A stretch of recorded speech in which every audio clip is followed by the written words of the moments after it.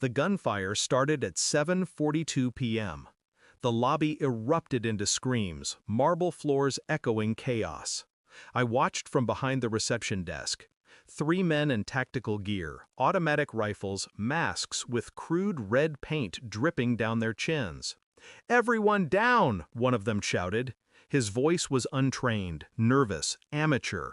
I'd seen men like him before, full of borrowed rage, none of it earned. The CEO dove behind a fountain. Guests crawled under tables. Someone prayed. Someone else vomited.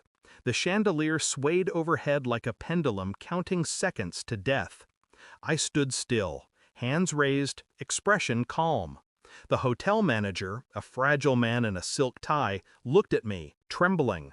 His lips mouthed, "Do something." I whispered, steady and detached, "Tell everyone to remain calm, stay low. Trust me, I'll end this quickly." He blinked, confused, as if he couldn't decide whether to believe me or beg. They didn't know who I used to be. They didn't know that after 22 years of Delta Force, I had promised myself I'd never draw blood again. But some promises don't survive the sound of screams. The first thing I noticed wasn't the guns. It was her voice. Sophia, my wife. She was supposed to be at home, but she was here, in the crowd, near the bar. Her hands were raised like everyone else's, but her eyes weren't looking at me. They were looking past me, at one of the gunmen, and he was looking back. Recognition flickered between them. Not fear, not confusion, something older, intimate. My chest tightened. A single breath felt heavier than the rifles in their hands. The leader barked orders in broken English. Sophia flinched when he spoke, but not in terror, more like guilt. I remembered the week before, when she said she was going to visit her sister in Chicago. The trip had been canceled last minute. She said her flight got delayed. Her story changed twice. I hadn't pressed her. I trusted her. Now she stood 10 feet away, sharing glances with a man pointing a weapon at civilians. My mind split cleanly in two, the soldier and the husband. The soldier watched patterns, timing, entry points. The husband watched betrayal unravel quietly beneath fluorescent light. I didn't move for the first 15 minutes. Old training kicked in, breathing, scanning, waiting. But beneath the calm, a storm churned.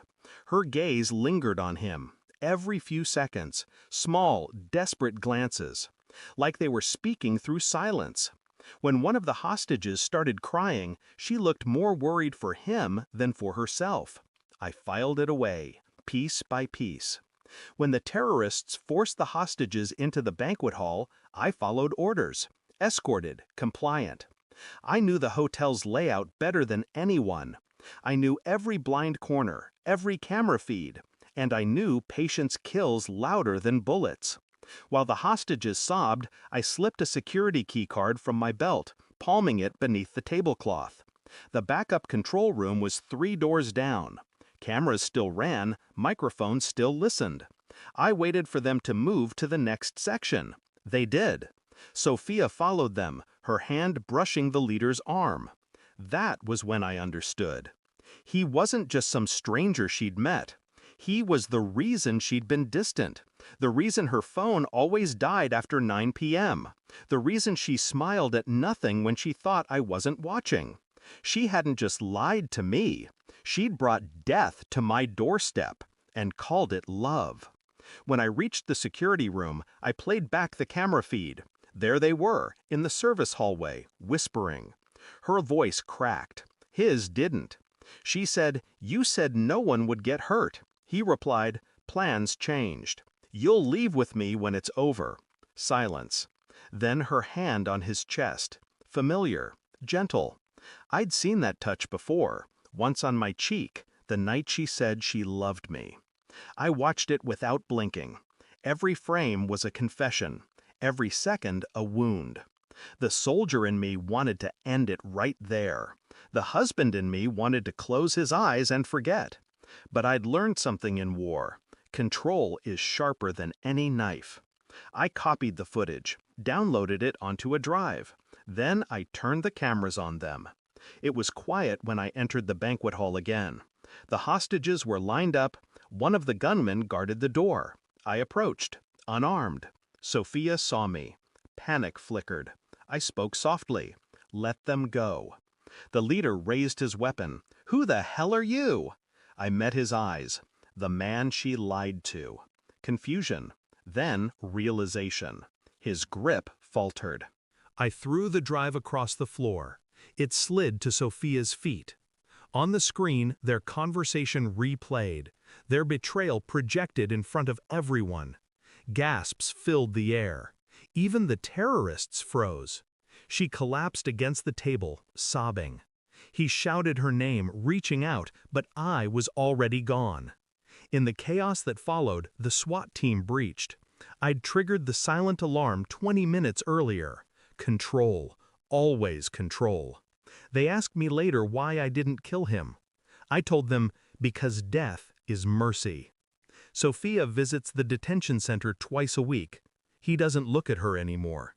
She wrote me a letter last month, said she was sorry, said she didn't know why she did it. I never opened it. Some wounds aren't meant to heal.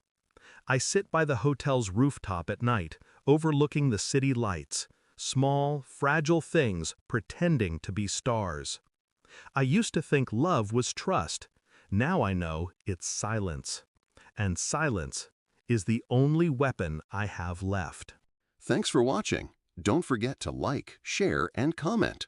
Subscribe now to Cheating Stories Insight World for more amazing stories.